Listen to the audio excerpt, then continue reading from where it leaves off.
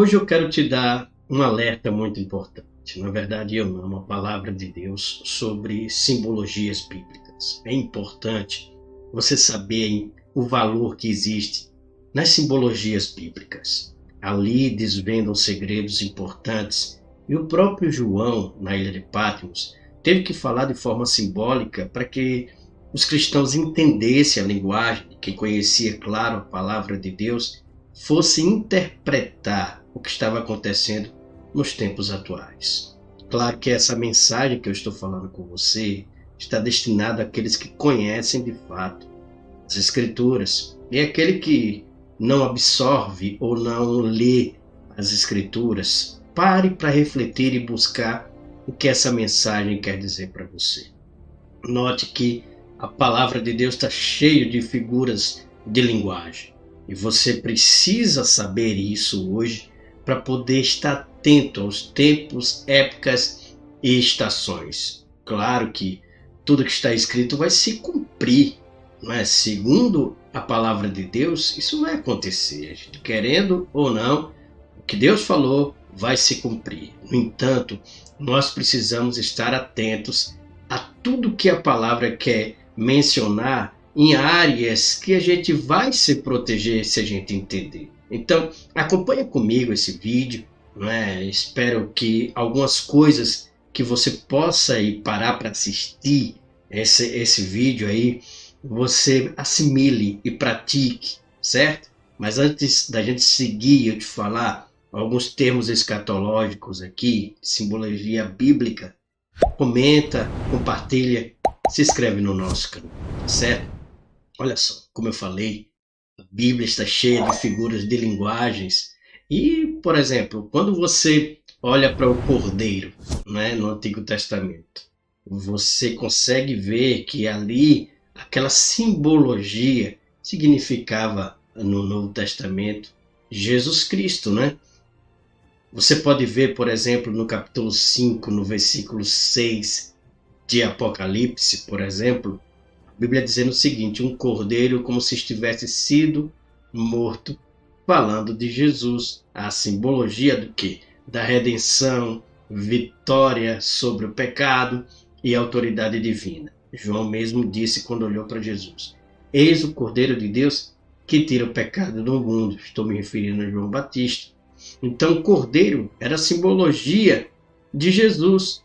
A pomba na Bíblia, simbologia da pessoa do Espírito Santo, né?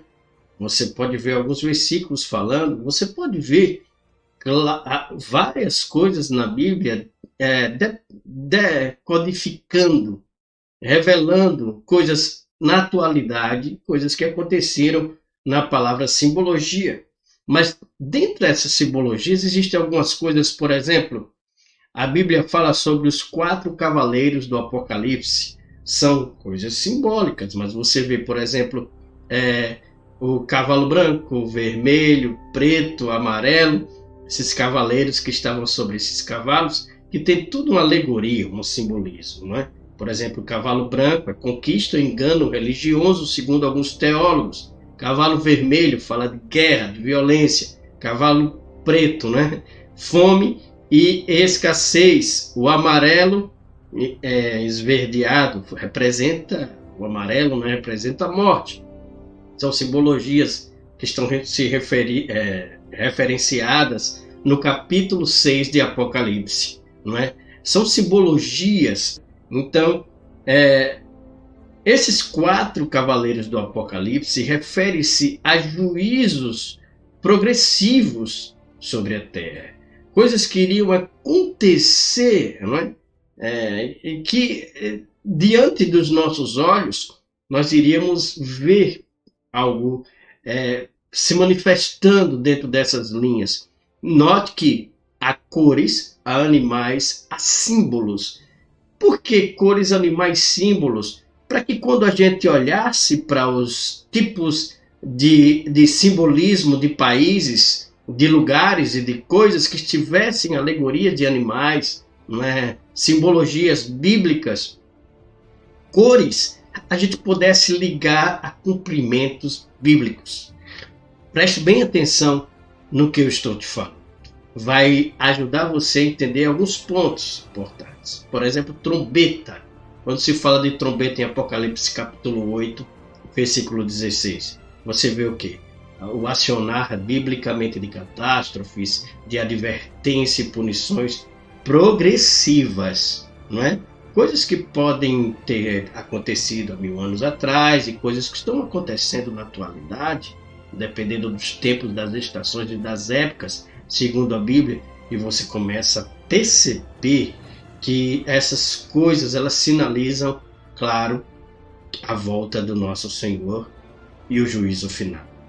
Então, observe, por exemplo, quando em Daniel no capítulo 7, é uma alegoria, mas tem tudo a ver, não é? Uma alegoria de 4 animais, cheios de simbologia, que é o quê? Um leão com asa de águia, um urso com 3 costelas na boca, um leopardo com 4 cabeças e 4 asas, animal terrível com 10 chifres. Tudo isso tem uma alegoria espantosa. O leão, por exemplo, com asas de águia. Leão, você sabe, significa domínio, governo, né? Força, majestade. E asas de águia fala da velocidade da conquista. Então você liga a força, a majestade ou o domínio dessa autoridade vindo de forma veloz. O urso com 3 costelas na boca. Você vê, segundo alguns estudiosos da escatologia, você vê esse animal, esse segundo animal semelhante ao urso. Ele tinha na boca 3 costelas, né?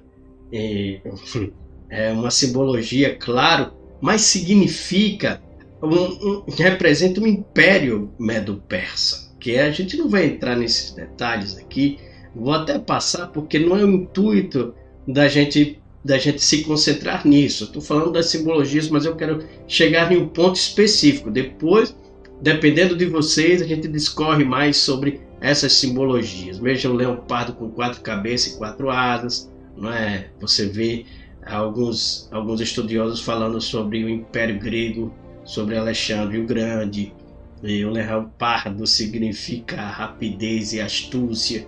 Você vê esse animal terrível com 10 chifres, não descreve particularmente a descrição profunda, mas fala que é o quê? É um animal terrível com 10 chifres. Então você vê o poder de destruição, não é? Dentro dessa simbologia terrível e espantosa, é o poder de destruição sem paralelos, vem para destruir mesmo. 10 chifres. O chifre simboliza os reinos, os governos, não é, do lugar. E o pequeno chifre com o olho na boca, não é? Depois você lê Daniel capítulo 7, versículo 8 a 25, você vê a simbologia entre o anticristo e o domínio, o governo das nações.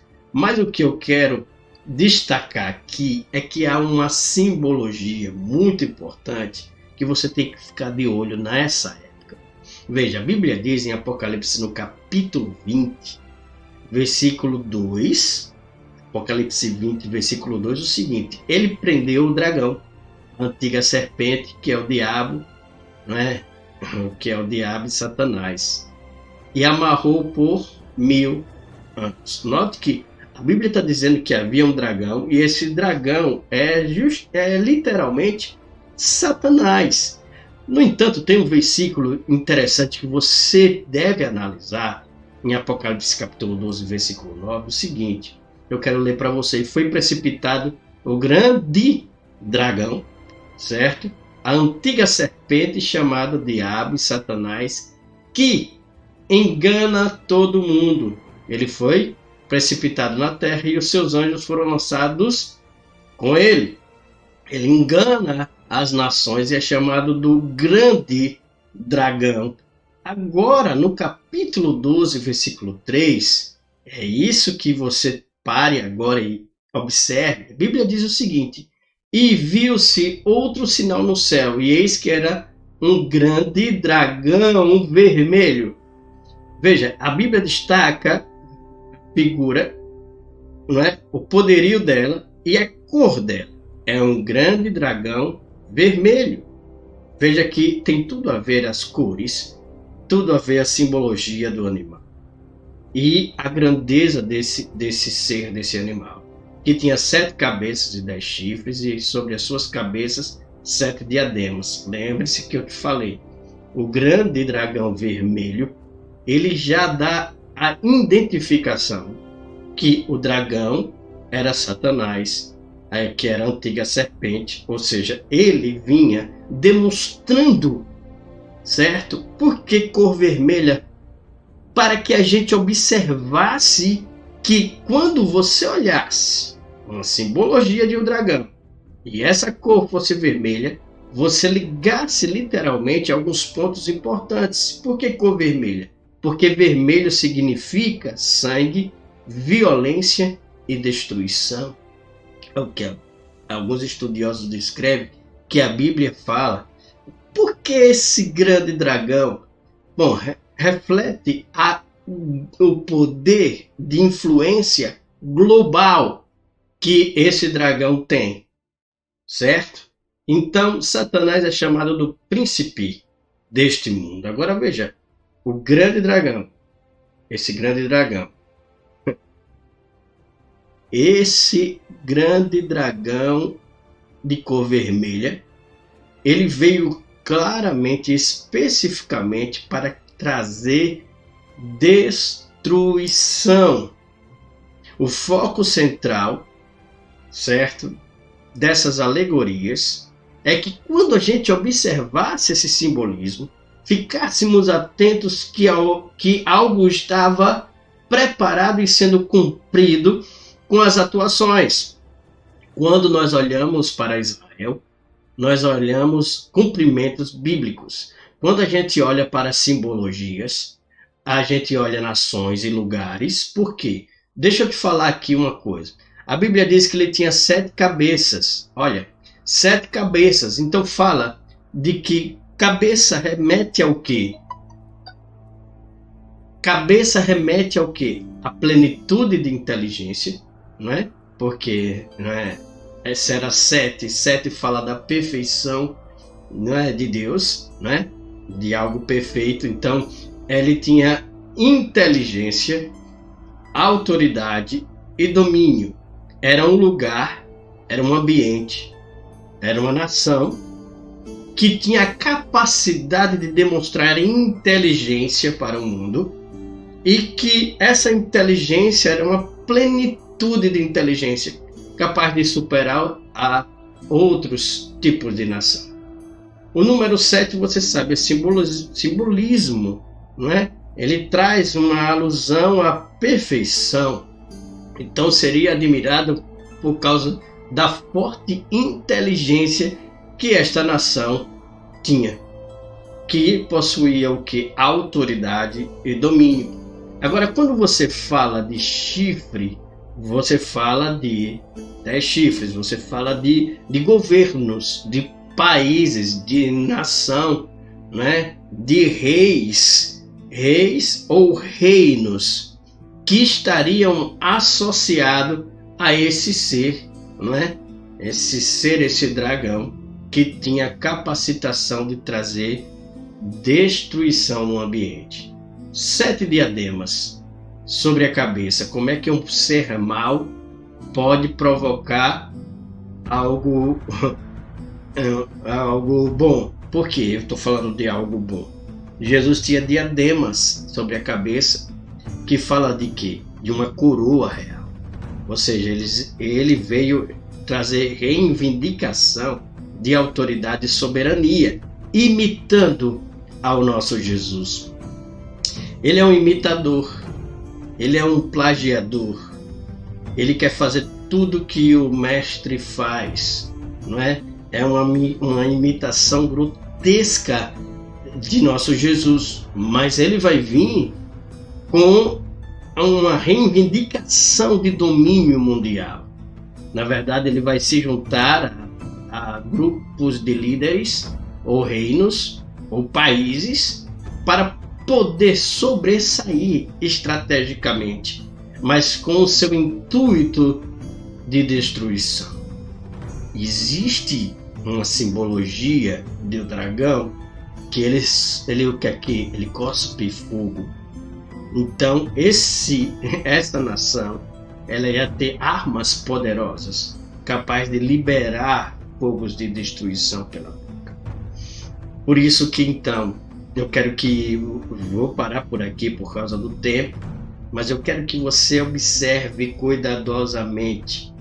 Quando você vê desenhos, filmes ou algo semelhante com dragões, e que esses dragões são bons, querem estar com o ser humano e quer se associar com o ser humano, isso se chama indução, para que a gente veja que o mal parece ser bom, não é? E que o bom é mal. Tome cuidado com o que os seus filhos assistem, com o que você está assistindo, com o que você está recebendo, não é? O que você está sendo doutrinado de forma inconsciente. Nem todas as coisas que aparentemente parecem ser boas vêm de Deus. Nem tudo. Existe uma frase que reluz é ouro. Então, dentro desses ensinos que eu estou te explicando, eu espero que você tenha entendido esses pontos centrais da palavra. E se você quiser saber mais sobre isso, manda mensagem para a gente, que nós estaremos dando continuidade em algumas simbologias bíblicas que hoje pode te alertar a você estar entendendo o que está acontecendo no mundo. Que Deus continue te abençoando. Se você mais uma vez gostou deste conteúdo, Deus te falou algo no seu coração, se inscreve no nosso canal, comenta, compartilha, vai ajudar muitas pessoas. Obrigado por sua atenção e até a próxima.